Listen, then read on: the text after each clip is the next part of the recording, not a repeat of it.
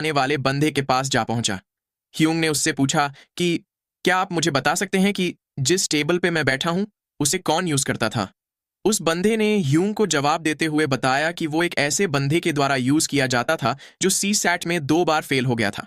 वो ऐसे पढ़ाई करता था जैसे उस पे उसकी जान डिपेंड करती हो, और आखिर में उसे फेमस मेडिकल स्कूल में एडमिशन भी मिल गया। ह्यूंग ने आगे पूछा कि क्या वो चश्मे और बज कट किया हुआ कोई मोटा बंदा था। ये सुन वो बंदा पूछने लगा कि तुम्हें ये कैसे पता, क्या तुम उसे जानते हो। फिर सीन ह्यूंग के घर पे शिफ्ट होता है। ह्यूंग अपने कंप्यूटर पे बैठा बोल रहा था कि मुझे कुछ रिसर्च करनी होगी। इतना बोल उसने साइकोमेट्री के बारे में सर्च किया।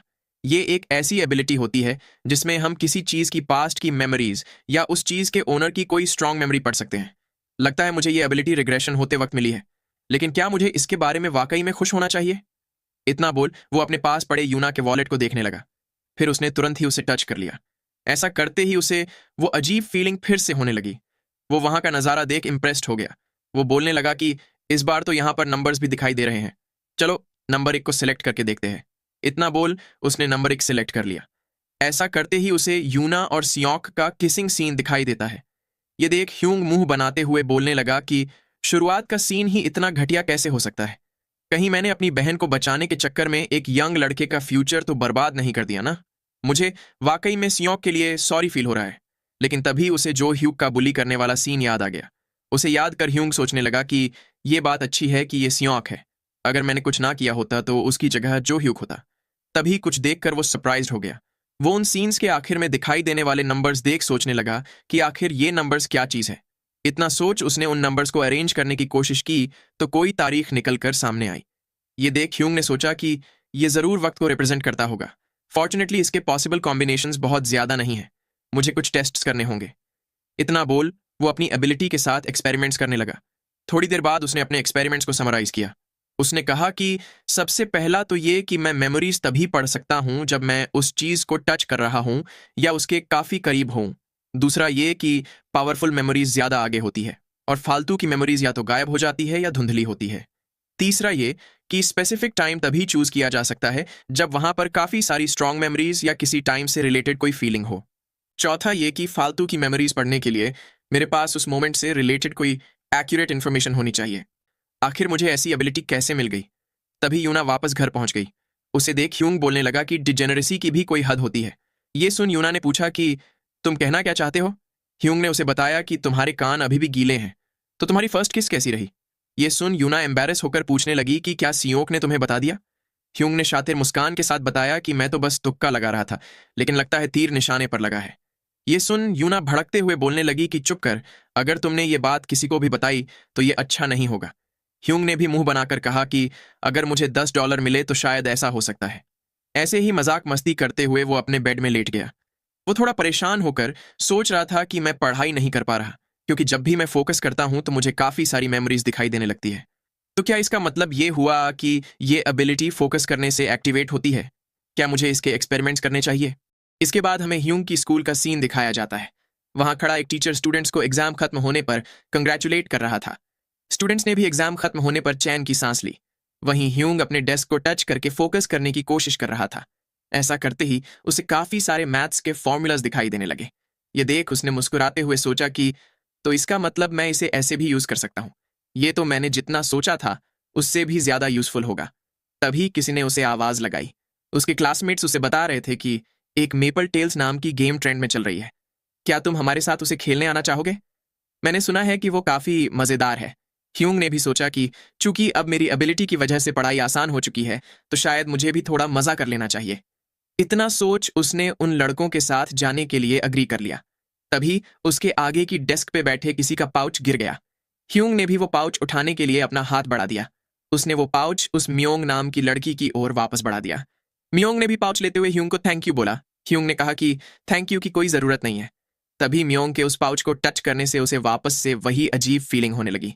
वहां पर उसने कुछ ऐसा देखा जिससे वो काफी परेशान हो गया। वहीं म्योंग उसे पूछ रही थी कि क्या तुम पाउच छोड़ सकते हो। ह्यूंग ने भी ये सुन अपने विचारों से बाहर आते हुए उसे छोड़ दिया। फिर म्योंग ह्यूंग को ग्रीट कर वहां से निकल गई। वहीं पीछे खड़ा ह्यूंग सोचने लगा कि अभी अभी वो क्या था। मुझे इस बात को वेरीफाई करना ही होगा। इतना सोच उसने अपने उन क्लासमेट से माफी मांगकर बताया कि मुझे अभी कुछ जरूरी काम आ गया है। ये सुन उनमें से एक लड़का बोलने लगा कि तुम फिर से स्टडी करने जा रहे हो, राइट? दूसरे लड़के ने उसकी बात नकारते हुए कहा कि यह जरूर किसी लड़की का चक्कर है। वहीं ह्यूंग वहां से बाहर निकलकर सोच रहा था कि उसकी लड़की के चक्कर वाली बात पूरी तरह से गलत भी नहीं है। ये कोई ऐसी चीज नहीं है जिसे मैं इग्नोर कर सकूं। इतना सोचते हुए वो क्लब रूम के सामने जा खड़ा हुआ। तभी वहां पर कोई आ गया। एक टीचर उसे देख पूछने लगा कि भला हमारे क्लास का टॉपर यहाँ क्या कर रहा है।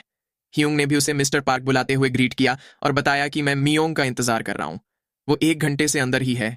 उसकी बात सुन मिस्टर पार्क ने दरवाजा खटखटाते हुए मिस्टर ली को आवाज लगाकर बताया कि ह्यूंग मियोंग का इंतजार कर रहा है। ये सुन मिस्टर ली ने भी दरवाजा खोल दिया। तभी वो ह्यूंग को देख सरप्राइज्ड हो गया। ह्यूंग ने उससे माफी मांगते हुए बताया कि मैंने मियोंग से प्रॉमिस किया था कि मैं उसके साथ कहीं जाऊंगा। अगर हम लेट हुए तो थोड़ी दिक्कत हो जाएगी, इसलिए क्या आप प्लीज मियोंग को जाने दे सकते हैं? मिस्टर ली ने भी हिचकिचाते हुए उसे हाँ में जवाब दिया। फिर उसने आवाज लगाकर मियोंग को बाहर बुलाया। मियोंग भी उसकी बात सुन बाहर आ गई। मिस्टर ली उसे अजीब नजर से घूर रहा था। उसने मियोंग के करीब जाकर पूछा कि क्या ये तुम्हारा बॉयफ्रेंड है? लेकिन इसकी वजह से तुम स्टडीज में लापरवाही बिल्कुल भी मत करना।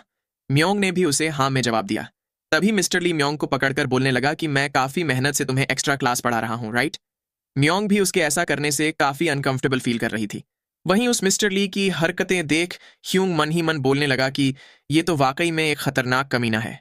इसके बाद वो लोग वहां से निकल गए। बाहर पहुंचकर मियोंग ह्यूंग से पूछने लगी कि तुमने ऐसा क्यों किया? ह्यूंग ने पूछा कि ऐसे से तुम्हारा क्या मतलब? मियोंग ने पूछा कि तुमने मेरा इंतजार क्यों किया? यहां तक कि तुमने तो झूठ भी बोला। उसकी बात सुन ह्यूंग जवाब देने में हिचकिचाने लगा।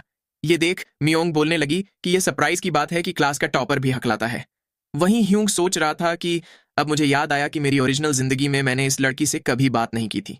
इतना सोच उसने मियोंग से पूछा कि क्या अब ये बात तुम खुद बोलोगी या मुझे ही बोलना पड़ेगा? ये सुन मियोंग चौंक कर बोलने लगी कि तुम किस बारे में बात कर रहे हो? वैसा कुछ भी नहीं हुआ। ये सुन ह्यूंग ने पूछा कि तो फिर तुम इतना सरप्राइज क्यों हो? मैंने तो अभी कोई बात मेंशन भी नहीं की और मुझे तो ये भी नहीं पता कि वो बात क्या है। ये सुन मियोंग रोने लगी। ह्यूंग ने उससे कहा कि तुम जब चाहो तब मुझे बता सकती हो। तभी मियोंग ने बोलना शुरू किया कि मुझे मदद करने वाला कोई नहीं है। मेरे फादर अल्कोहलिक और गैम्बलिंग के एडिक्ट हैं। ये सुन ह्यूंग अपने होंठ भींच कर सोचने लगा कि ऐसे कमीने कुछ चंद पैसों के लिए भी सेटल हो जाते हैं। फिर उसने मियोंग से पूछा कि और तुम्हारी माँ के बारे में क्या? मियोंग ने बताया कि वो कब की गुजर चुकी है। ये सुन ह्यूंग ने सोचा कि ये तो बहुत ही खराब हालात है। अगर ऐसा ही है तो इसकी रिपोर्ट पुलिस से करना फिजूल होगा। फिर उसने मियोंग से पूछा कि वो कमीना ली सियोंग तुम्हारे साथ कुछ गलत कर रहा था, राइट? मियोंग उसकी बात सुन रोते हुए बताने लगी कि अगर तुम नहीं होते तो अभी भी वो मेरे साथ वैसा ही करता। वो हर रोज मुझे बुलाता है और मुझे हर बार काफी डर लगता है। ये सुन ह्यूंग गुस्से से भरते हुए सोचने लगा कि उस कमीने की अपने स्टूडेंट के साथ इतनी गंदी हरकत करके खुद को टीचर बुलाने की हिम्मत भी कैसे होती है। मैं इस केस को अकेले हैंडल नहीं कर सकता। मुझे किसी की मदद चाहिए होगी। फिर हमें अगले दिन ह्यूंग की स्कूल का सीन दिखाई देता है। ली सियोंग चिल्लाते हुए ह्यूंग से आगे आने को बोल रहा था। ये सुन कुछ स्टूडेंट्स पूछने लगे कि क्या मिस्टर ली फिर से ह्यूंग को पीटने वाले हैं? तभी ली सियोंग ने ह्यूंग को नीचे झुकने को बोला। ह्यूंग भी उसकी बात मान नीचे झुक गया। वहीं कुछ स्टूडेंट्स उसे देख बोल रहे थे कि मिस्टर ली ने पिछली बार भी ह्यूंग को हिट किया था। आखिर वो ऐसा क्यों कर रहे हैं? तभी ली सियोंग गुस्से से बोलने लगा कि क्या अब तुम्हें मेरी बात समझ आ रही है? तुमसे किसने बोला था कि तुम हाई स्कूल लेवल का मैथ्स सीख सकते हो? ह्यूंग ने सीरियस एक्सप्रेशन के साथ जवाब दिया कि ऐसा इसलिए क्योंकि मेरे लिए अब सीखने को और कुछ भी नहीं बचा है। ये सुन ली सियोंग और भी ज्यादा भड़क गया। वो उस डंडे से ह्यूंग को पीटने लगा। फिर हमें थोड़ी देर बाद स्कूल स्टोर का सीन दिखाई देता है। मियोंग अपनी कुछ और क्लासमेट्स के साथ लंच खरीद रही थी। वहीं ह्यूंग उसे देख सोच रहा था कि लगता है वो ली सियोंग रिसेस के दौरान